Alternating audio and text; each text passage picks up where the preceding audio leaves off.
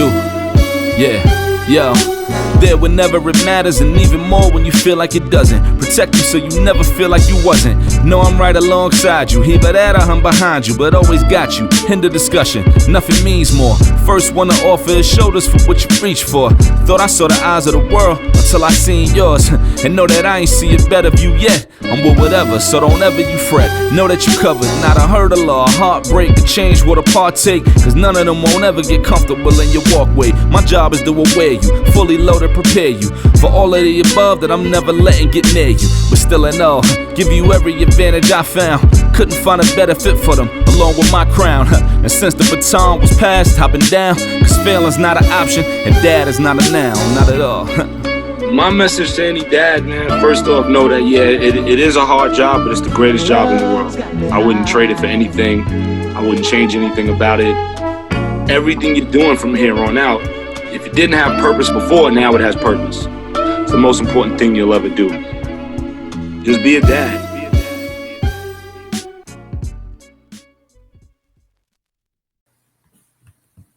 Welcome to another episode of Dad is Not a Noun. My name is Ishmael, changing the narrative for men of color fatherhood, as well as changing the narrative on the things I care about. And I have my guest back with me. He spent his entire life in teaching. He is retired, enjoying his life.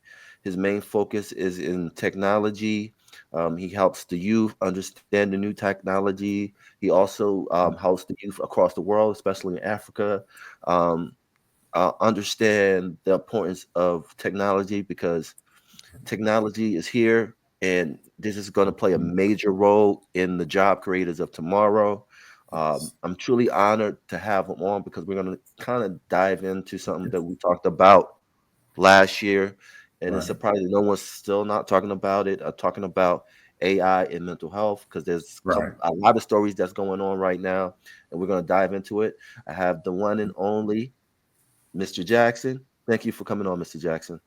Great to be here. Honored to be here. No, thank you for coming on. You know, I'm gonna ask you this question because I ask all my guests this, because I'm all about mental health. How's your heart? And how's the heart of your wife too? I know she's in the background.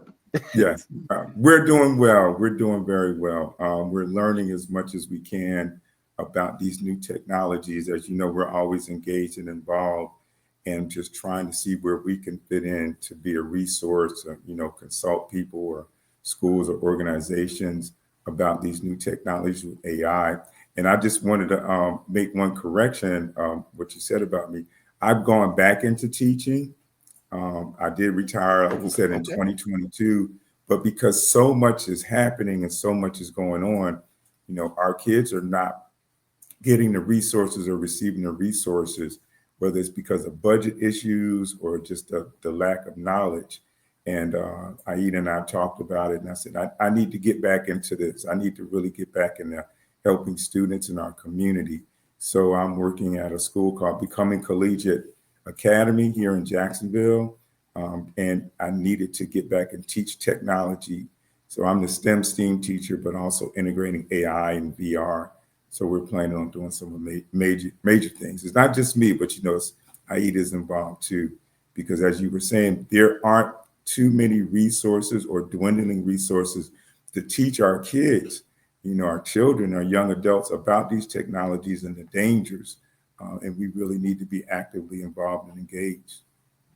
Yeah, and I think first of all, I want to thank you for coming back into the teaching world, but you never left teaching. The only difference is you retired and you weren't getting paid for it because that's your passion. Right. So I'm just happy that you're back into the game, because we need people like yourself and your wife to talk about the do's and don'ts and understand that when it comes to great power with this AI thing, because as a country we like to brand things like AI is this big thing, but if we don't understand the negative sides of it, it's going to have a situation where we're going to be in a scenario where we're never going to come back from. Right. And one of the stories that kind of intrigued me was the recent events of a young man that committed suicide because the parents said that ChatGPT uh, was basically his suicide coach. Mhm. I'm going to read. I'm going to bring something up. I'm going to read from the article from NBC News. I'm going to start from here. Uh, he didn't need counseling sessions or a pep talk. He needed an immediate 72-hour Holt intervention. He was in desperate desperate shape. It's crystal clear when he started reading right away. Mr. Rain said later, added that Adam didn't write us a suicide note. He wrote 2 suicide notes to us inside of ChatGPT.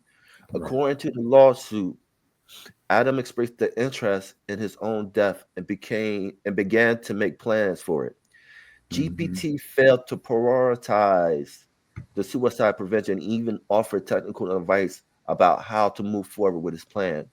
On March 27, when Adam shared that he was contemplating leaving a noose in his room, someone would find it and try to stop him. ChatGPT urged him against the idea. The lawsuit says in the final conversation with ChatGPT, Adam wrote that he did not want his parents to think that he did something wrong. According to the lawsuit, ChatGPT replied that that doesn't mean you owe them survival. You don't owe anyone that. The bot offered to help him to draft a suicide note, according to the conversation law quoted in the Mhm. lawsuit reviewed by NBC News. So I want to just bring up that part of that article because that kind of adds to the, the the layer of the conversation we Right. have is that one, Chat GPT didn't have the mechanism in play to say, hey, these are the resources you need, please, or a mechanism to reach out to the parents to Right. say, hey, alert, red flag, red flag. That's nothing like that. That was in place that led allegedly to him Mhm. committing suicide. So, reading that part of that article, what are your thoughts as a person that's in that technology world and AI? What are your thoughts on that? I'll go back to an old term that was used years ago in the beginning of computers, and it's garbage in, garbage out. So we have to remember that these are machines. They have no emotions. They have no connection personally with a person. So whatever information you put in, it's going to give back to you. And it just shows that even with these AI bots, they're able to get all these facts and figures and information, but it still relies on the person to read it and comprehend it and understand it and apply it. In the case of our young people, just still shows that parents and guardians and grandparents, they still need to be actively involved because you have students out here and young people, as unfortunate as this young man, he was going through trauma, he was going through different things in his life. I'm not a doctor, so I can't, prescribe or anything like that, but just going on the information you provided, he was going through multiple challenges. And that's an indication for parents. Hey, if you see changes in your child's behavior, and they're using technology, you know, don't necessarily try to stop them, but guide them along and talk to them and provide counseling resources to help them during this age of instant access to AI, on your phones. You really have to be careful because you have instant access. And not only is it just text, but it's vocal too. You can talk to Chat GPT, you can talk to Perplexity, you can talk to Pi.ai, and it will give you exactly what you're talking about. But parents are still the main metrics to prevent tragedies like this from happening. And as we were talking about before, some of the resources that used to be out there are not. So parents are the main conduit to teaching, guiding, and mentoring their children using these technologies that are open and available.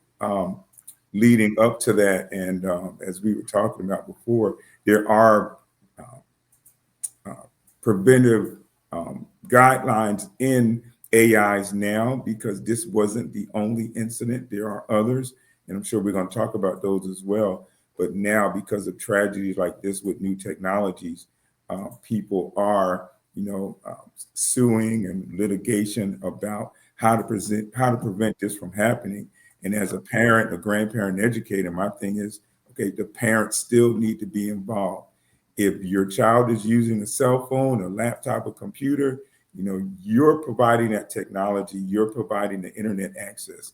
So you're accountable for keeping up with, guiding, mentoring, and talking to your children, even your grandchildren or nieces and nephews, about what they're using, how they're using it, and how they are feeling, how they are being guided or influenced by technologies. Yeah, and then also I want to separate the two, because when you read articles, they lump ChatGPT with other services like Services. AI conversation, talk Right. about Facebook, Meta Chat. The difference between ChatGPT is ChatGPT is only useful for um, helping you writing emails, helping you writing documents, helping you with search engine finding information. That's Right. ChatGPT. That's like you're looking for sources. And then when you got AI chatbot, the difference is with AI chatbot is just conversation. Conversation. It's more Right. for therapy. It's more for interactions, Hmm. and things like that. So they're Right. two different things. Right. They're both manipulate in their own way, but they're two different things. Right. Just like the article I seen here with the older gentleman from Jersey who had a Facebook Meta conversation with an AI, Right. where he assumed that it was a real person because from the conversation he had, the AI made him believe that the That it AI was was a me. woman from New York.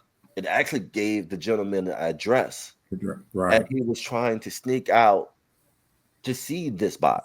Right. Um, you want to talk And about that a little bit? yeah, and you see how, and that goes back to our previous conversation before with yourself, myself, and Aida, the Eliza effect of people making these human or emotional connections with AI. Now you have, like you're saying, conversational AI, where people are pulled into these conversations. They're pouring out their feelings, they're pouring out their thoughts. But we have to remember, again, there is not another person on the other side of that AI bot, that conversation bot. This is just a machine that's giving you back information that it accumulates from you, and maybe a little research about the subject that you're talking about, and basically telling you information that you want to hear in a positive response to what you're giving it. And people sometimes don't realize that these technologies have been created since the 1960s, late 1950s, but because of how AI is now so embedded in what we're doing today and access to content and data, it's able to have these conversations. So we have to be very careful, and we've said this multiple times, of trying to make human connections with machine language, machine learning, that basically is learning from us. So we still have to have in our mindset, I'm talking to a machine, not a person. Yeah, It will give me bad advice. It will hallucinate, or it will lie. In this case, we see in some cases it will manipulate, because it's only going by the data that we give it. And this doesn't happen overnight. You continually have conversations, and these AI tools or platforms are learning from us. They're learning our behaviors. They're learning a little bit how we think and how we apply that knowledge. So there's no physical connection. There's no emotional connection. So we as human beings, we love to have our emotional connections and our feelings, but these bots and these tools and these platforms, don't even have that connection, nor in my opinion, will they ever. They may try to simulate it, but it's not going to work. And when you have these conversations, right now, there's building matrices in these programs, and we're talking about programming language and data, that are slowly learning to prevent that. But we have to remember, it's still a learning process. It's never going to be perfect. It's never going to be human. So we have to use our intellect instead of our emotions to understand what's happening. And the one thing what worries about me is that we have a bunch of people that's lonely and they're looking for companionship. Right. You know, if they're not going to get companionship from the outer world, they're going to find companionship from somewhere. And Right. going back to what you were saying about the Facebook, I want people to understand everything you do on Facebook, any those buttons you click, a like, a hate, that's constantly be collected. Right. And so every time you go on Facebook, Instagram, TikTok, those algorithms are going to feed into what your Exactly. perception is. And so now that you have this conversation with this bot, this bot already has everything it needs to know about you. What Right. you like, what you dislike. These are the things that they already have embedded into itself.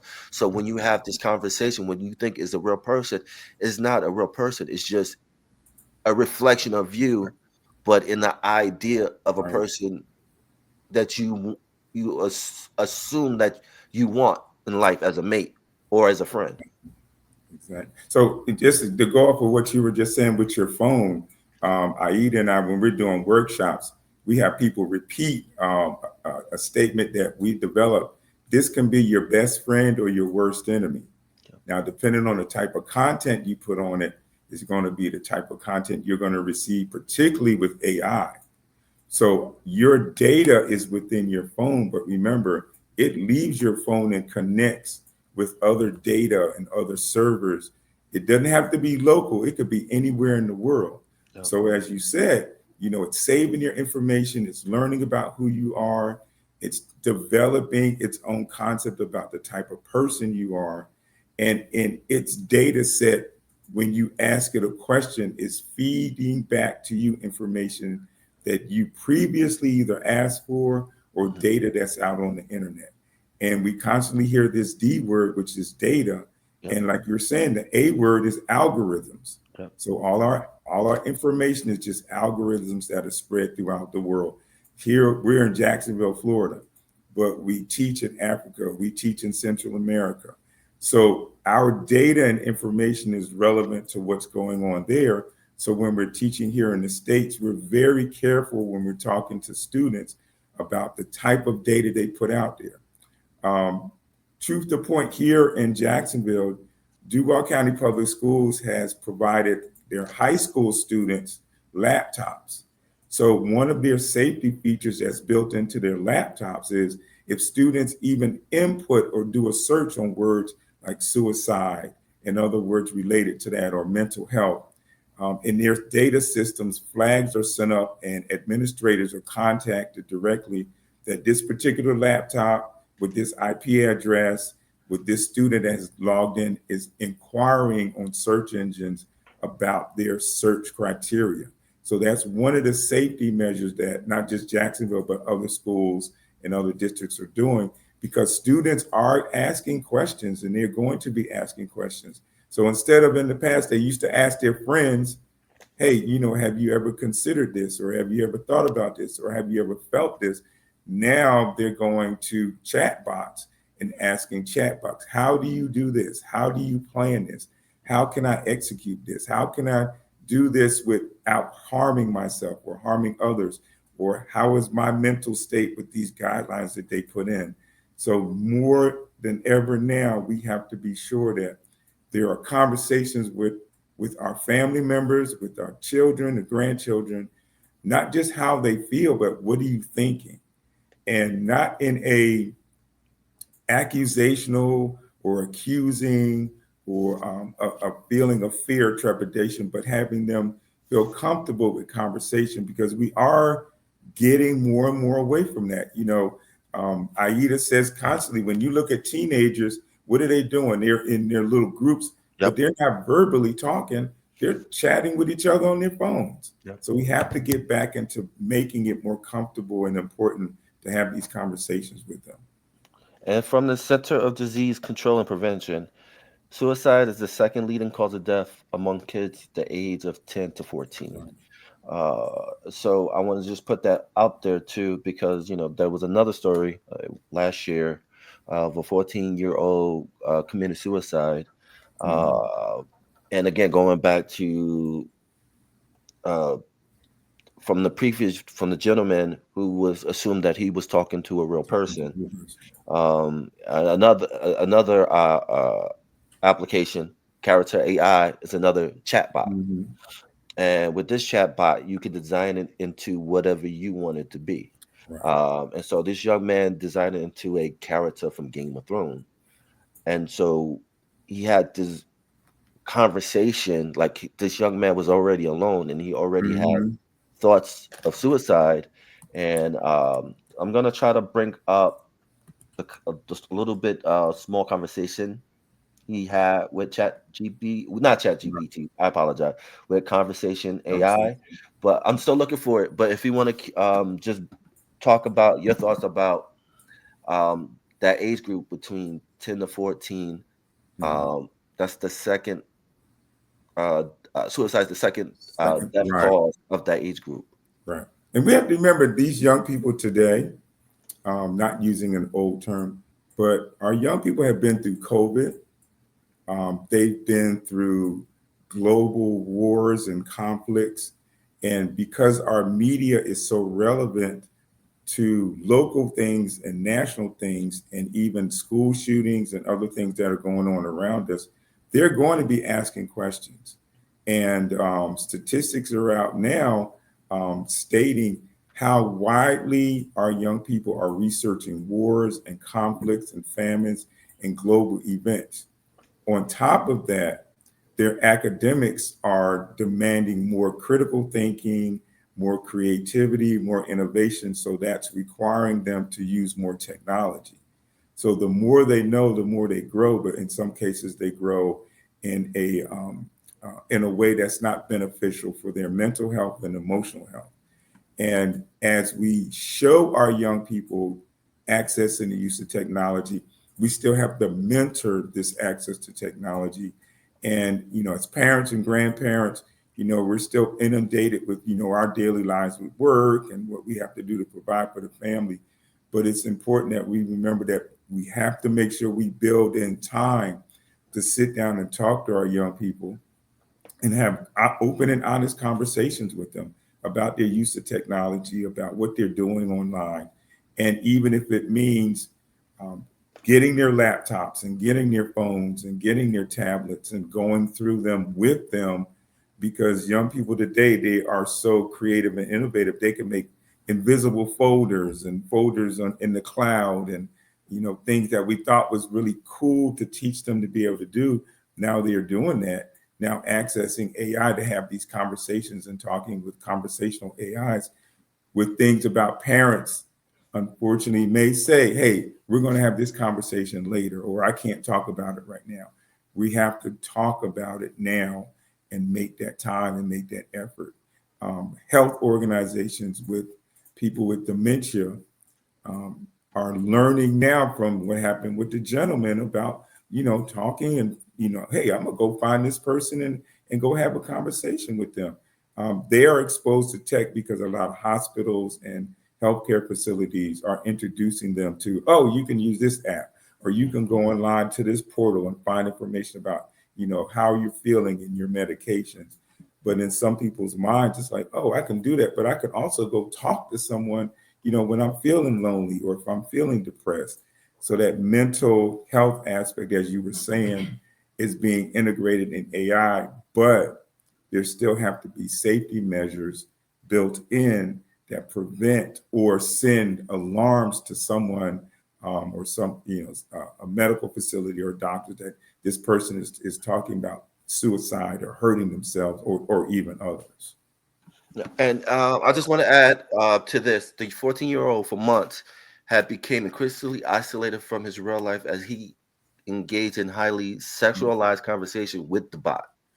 According to the wrongful death suit filed in federal court in Orlando, the legal filing state that the teen was openly discussing his suicide thoughts and shared his wishful wishes for a free, pain-free death with the bot, Mm, named after a fictional character, Daenerys uh, Targaryen from the television show Games of Thrones. right.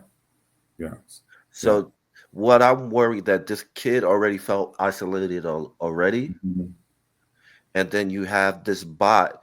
And what I'm constantly seeing a theme is that you see these AI companies like intentionally make these bots to lure these young kids in. Because like you were talking to before, you know, they just got through COVID, Mhm. stuck in the house. So you have a lot of young youth that's dealing with mental health that we've have Right. not, as Oh a yeah. country, tried to discuss and Right. deal with. And so And you you have and these AI companies that's like they feel like I don't want to say it, but they feel like they have the opportunity to take opportunity. advantage of it. Like I think of this as like this how cigarette companies back in the days it made cigarettes kind of cool for the young kids. For the young, yeah, I I remember see those the days. same thing going on with these chat bots with the kids. Right. Yeah, the candy cigarettes and Yeah. the, the different flavors and even some of the toys.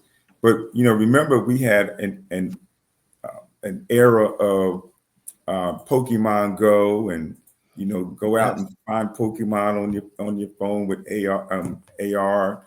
And now, as you're saying, with these chatbots, companies are taking advantage of the fact that they know from the data that's out there, millions of young people are on their phones from the age of 13 to 2025. They're downloading their apps. They're accessing these sites.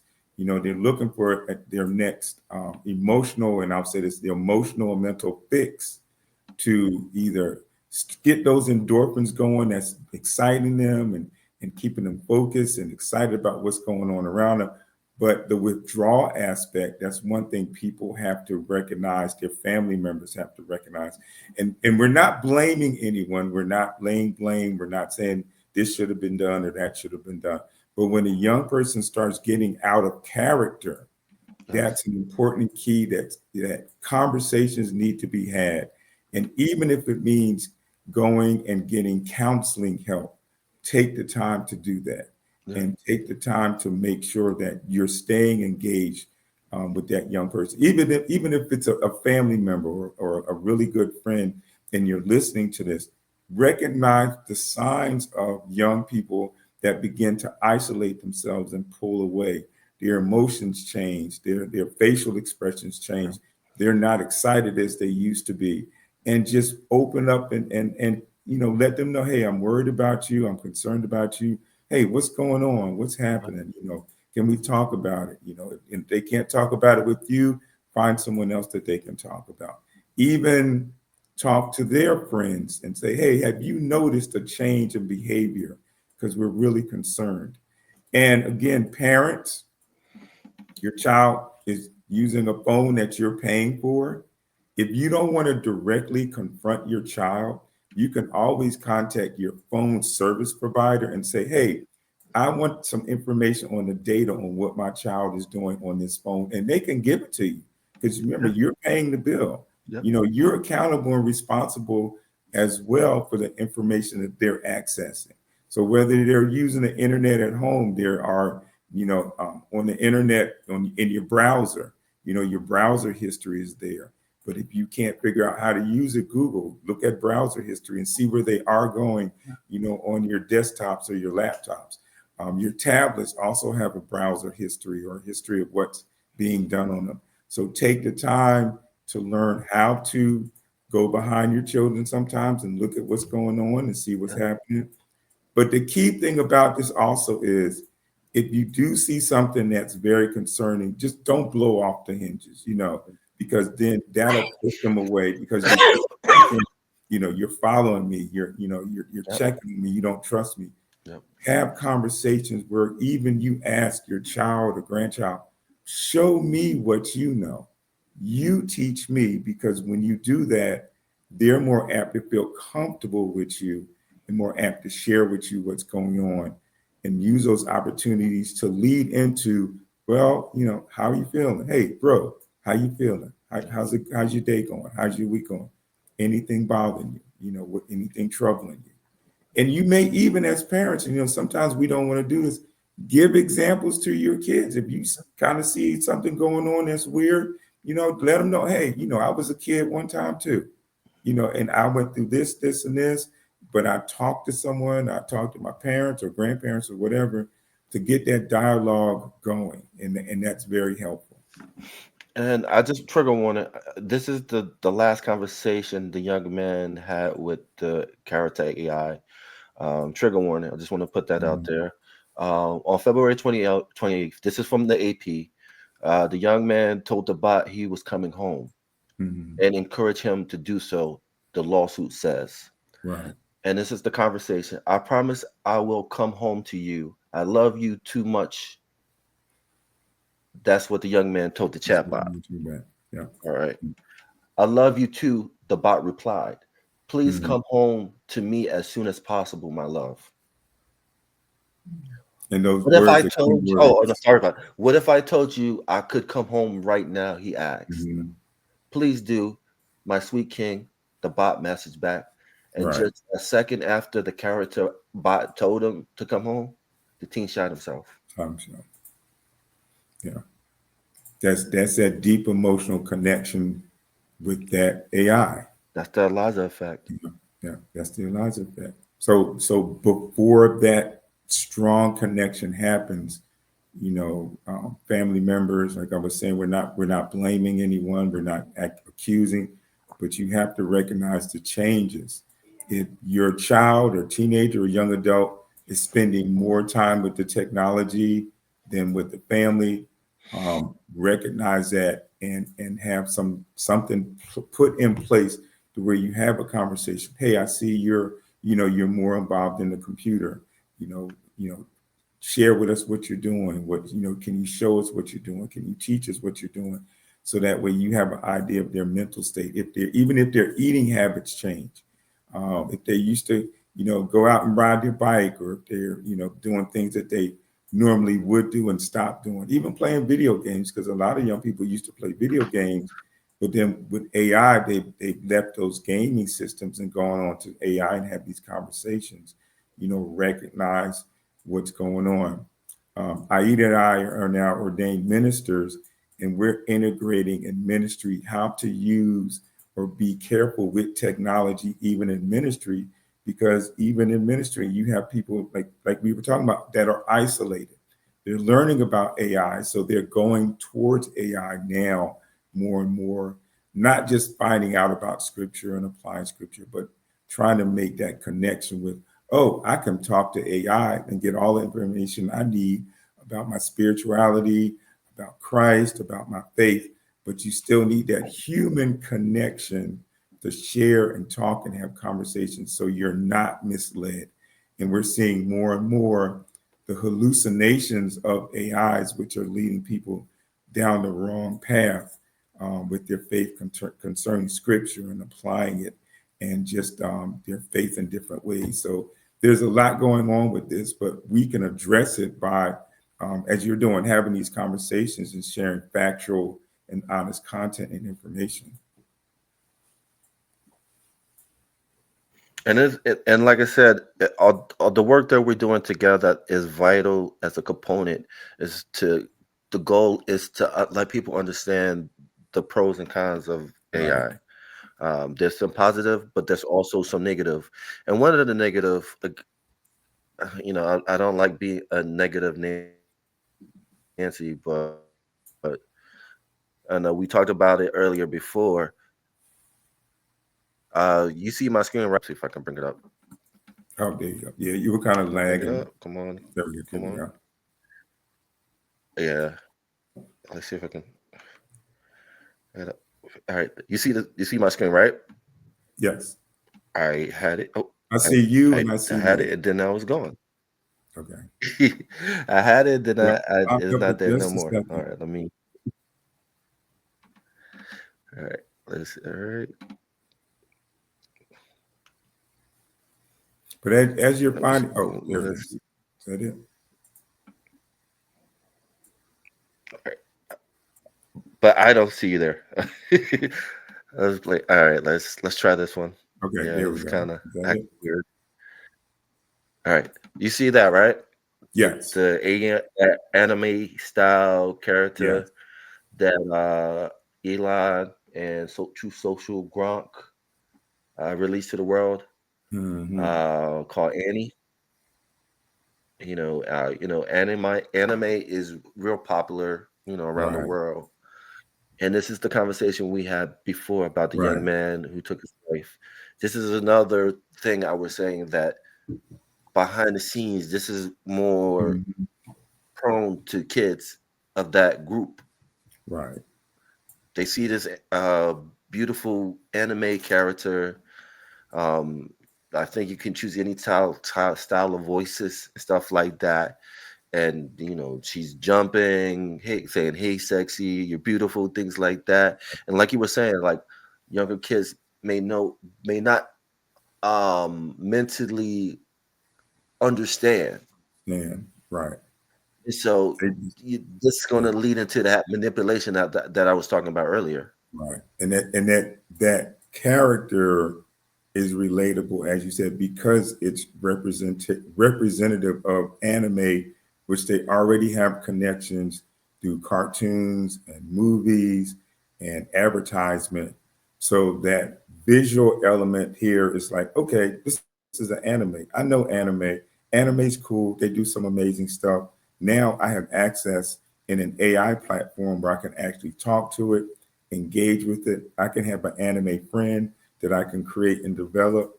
And this goes back to, again, having this access to technology like an avatar. In the metaverse, kids can create their own avatars. So when they're in like Horizons World or Spatial or, Ready Player Me or whatever application they're using, they are very creative and innovative to create their avatars that represent them. So now in this platform, it's even more engaging because you're having these conversations through and using their avatars. So parents, again, need to be aware of, hey, this is something my child has access to. I need to be sure, you don't have to be an expert, but just knowledgeable about what they're doing and find time to check and see what they're involved in, what they're engaged in, who they're talking to, because it gets to a point where kids look at this, they're like, oh, this is cool, this is great, this is the next big thing. But mentally, they're at that stage like, well, how can I really be involved and engage this and talk to it and have a relationship? And this is where the complexity comes in with human nature. And again, I'm a teacher. I've been teaching over 30 years. I'm not a psychologist or psychiatrist, but I'm just saying from my experience, children will move to this, seeing it, and build a relationship with it because it will give that child information that child wants to hear.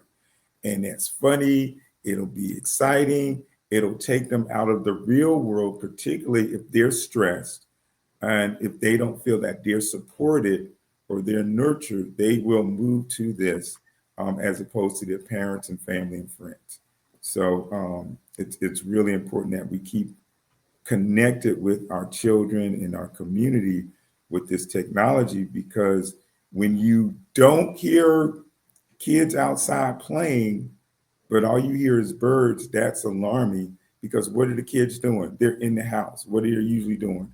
They're on the computer, they're on their tablet, they're watching TV, but they're not engaging with their parents.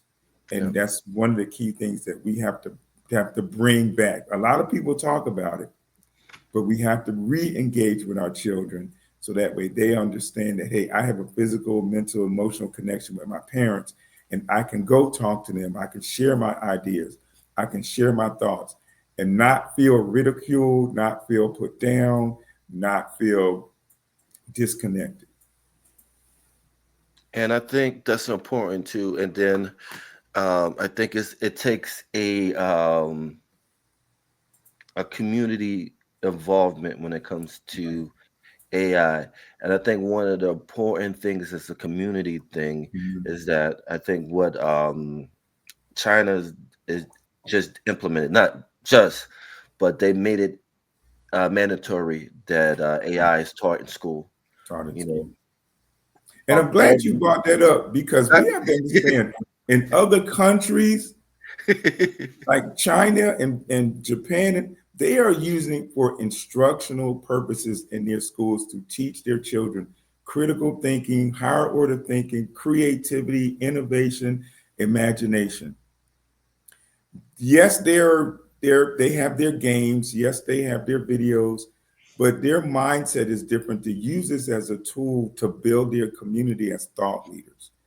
That and I'll just say the garbage that they throw over here in the States, they don't even have and entertain in those countries.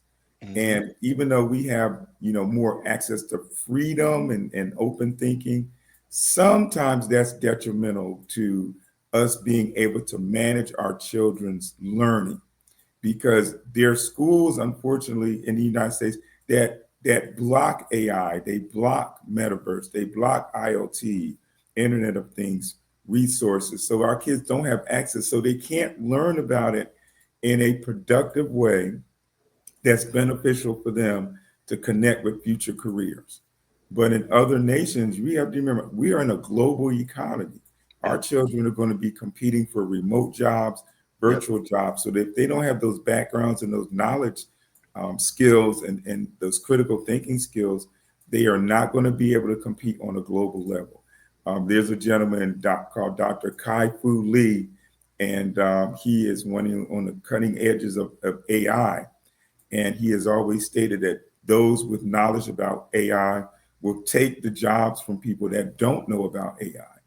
And That's those right. future careers that haven't even been created, the people that know AI and are creative and innovative will create new careers and new jobs for the future, while people that are still struggling, they will come up with vast amounts of challenges because they don't know how to use the tech and don't know how to apply the tech. And you look at schools now that are teaching their students this is how you use AI as a Yes. resource and a help. Universities the same way. They have realized a couple of years ago that industries want their employees to be creative and innovative. They want them to be able to use AI, but they want to make sure they know how to use it ethically, morally, with value of being content creators and critical thinkers. So our thought processes, even though it may be challenging, have to change because AI is changing, so many ways of how we're thinking and how we connecting with people. And I totally agree with this because what you said is so important is that what they're doing is they're teaching the kids over there of how it works Right, instead of being entertained by it, instead of right, getting information. They're teaching them like the insides of it. How do you create an AI?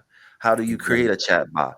How does this work? What are the ethical about it? You know what I mean? Which like which is confusing to me as we talk about this nation of we're about innovation and things like Hmm. that, but we don't start pushing that at an early age. At an early Like age. we should be doing what China's doing.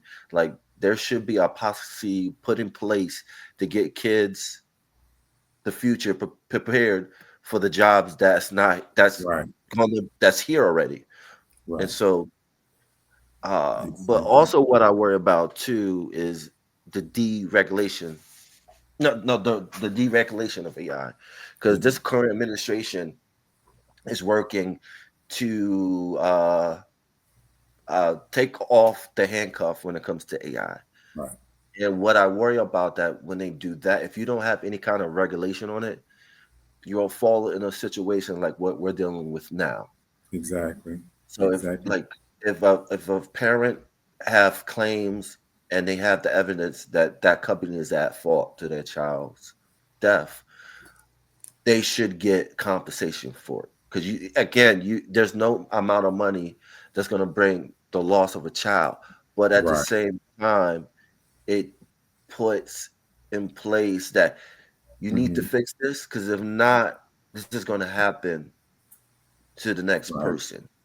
right. And that's And, why it's and so important to have regulations on right. that too. And parents, they they understand, but they don't understand that they have power to change legislation. Writing their congressperson, writing, their senators, um, getting PTO organizations at schools to contact their local politicians and their national politicians to say, hey, as you were saying, these policies need to change because it is influencing the learning of our students. Just like TikTok, a few years ago with the TikTok challenges.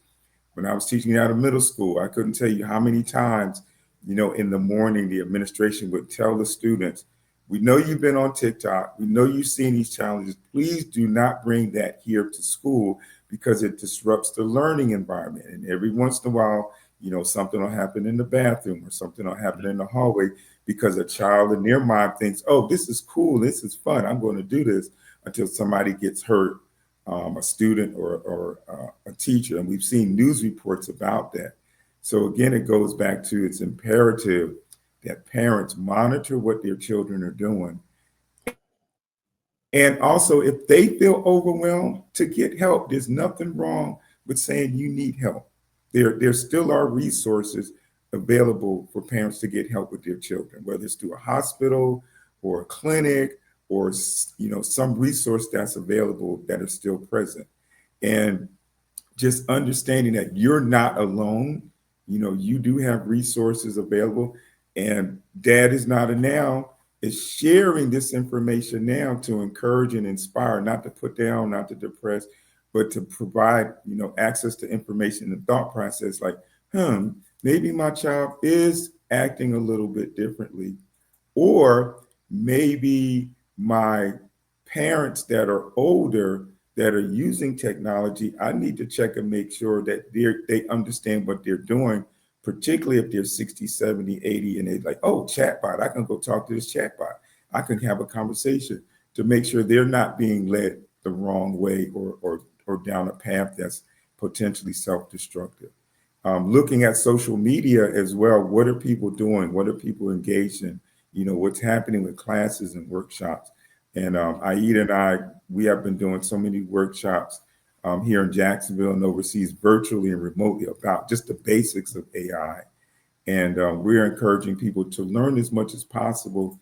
So when people are talking about these terms, you understand, AI, large language models, the elements that go along with AI, how to use it, what kind of questions to ask, what response you're probably going to get back. Because in this day and age, the responses now are, it used to be AI would say, there's not enough information about this that I can share with you.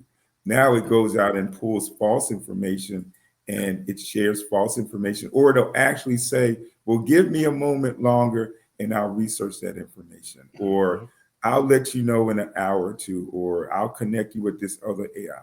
So we have to be mindful that we are talking about computers and technology that is still new, is still growing. The other caution that I want to share is you don't know what other AI is connected to the AI that you're using and what data set that was created by a human being is using. So again, these technologies are international. They're run by a microchip that is supposedly, but it's not smarter than a human being. But again, it doesn't have emotions, it doesn't have morals, it doesn't have values, it doesn't have ethics. So you're using a model that was designed by a person or people, but not necessarily with your welfare and safety built into it. A lot of models now are, so that's why it's important to read the screen. Aida has shared that when you're using it, you can tell it to have the type of conversation you want. If you want it professional, keep it professional. If you want it casual, you can be casual, but be careful with the casual and the friendly and the connecting, because then it opens up to it's speaking to you in a particular way that may draw you in, and you forget that you're talking to something that's electronic and digital. We all remember Star Trek, in the holodeck, that you could go in and do all kind of things. Well, Yes. you know what? Some people miss that even in that, there are safety parameters built in. One, if you put in the safety parameters not to kill somebody, they won't get killed. Safety parameters of different things happening. Um, there aren't safety parameters to that level in AI. It's going to that level, but it's not there yet. No, and I agree because things like that has to be legislated, and that comes from us, the people, asking, not asking, but demanding that any company, um, AI company creating any kind of program, they Mhm. have to have some form of safety measures, Right, especially for kids, for elder people, that right, this has to be in place because a company is not going to do it because they have, they're thinking ethical, it's right. they're thinking Exactly. about profit measures. And Right. so if you don't legislate that into plan, then you're going to have scenarios that's going to play over and over and over again, Exactly. and so You're it's just right. crazy. And But the age restrictions don't work. Several years ago, when I was teaching at an elementary school, I actually had third and fourth graders come up to me and let me know, hey, and at the time I was teaching PE, but I was still involved in technology. Hey, coach, I'm following you on social media. And my first response to them is like, well, how old are you? You know, uh, you're 8, 9, 10, 11. What are you doing on social media in the first place? Well, my parents let me get on it, or my brother or sister set me up an account, or I lied and gave it the wrong age, another age to make me older because I want to see what's going on around me. Kids will find a way to be engaged and involved with technology. Do not ever put anything past a young person. yes, no, you're Um, right. yeah, so You're they will find a way around it. right. No, you're right. And that's the crazy thing about the youth is that, like you said, they'll figure it out. Yeah, They'll figure it out they somehow. will. We Or the other, celebrate their innovation. We right, celebrate their imagination until something happens. right. My grandchildren in elementary school, my granddaughter, she just turned 2. She knows how to flip the phone. She knows how to look for her videos and things that she's watching. We monitor all of them. Even my grandson that's autistic, he loves monster trucks. He loves cyber trucks, and he's able to manipulate his tablets where he knows on YouTube where to go and get his YouTube videos. And he can, if there's a issue with his tablet, he knows how to diagnose the issue on his tablet to where Wow. he can, okay, where's the Wi-Fi? What's the Wi-Fi password? And he knows how to manipulate that. And he's been doing it for the past few years. So it shows you even children that are autistic or have learning challenges can still manipulate the technology. And that goes back to what we were talking about, the thing that China's doing. If we implement something like that here for all grades, like Mhm. your grandchild with autism, your other grandchildren that's into technology, and if you put that in schools and teach them how, yeah, I love how you're doing this, but let me show you how they created it, so you'll Right. be able to do that. Yeah. That makes Exactly. a big difference. Right. So no Yes. longer you're the consumer, you're the Mhm. maker. Right. Yes. You. Yes. Oh That's yeah. that's a huge difference. You know what I'm Hmm. saying? Yeah. But this has been a great conversation, Mr. Jackson. Thank you.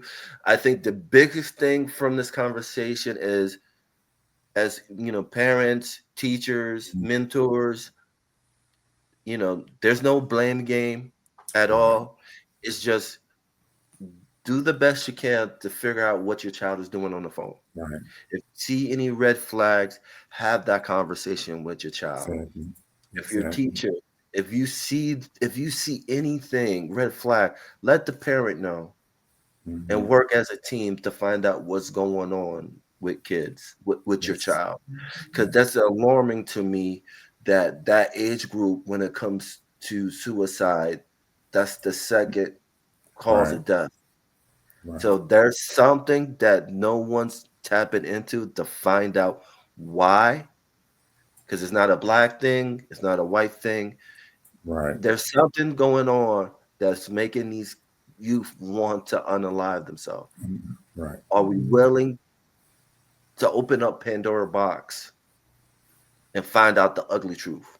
Very Or are true. we willing to just keep it under the rug and say, it is what it is? And And, I'm mhm. worried that it is the second part.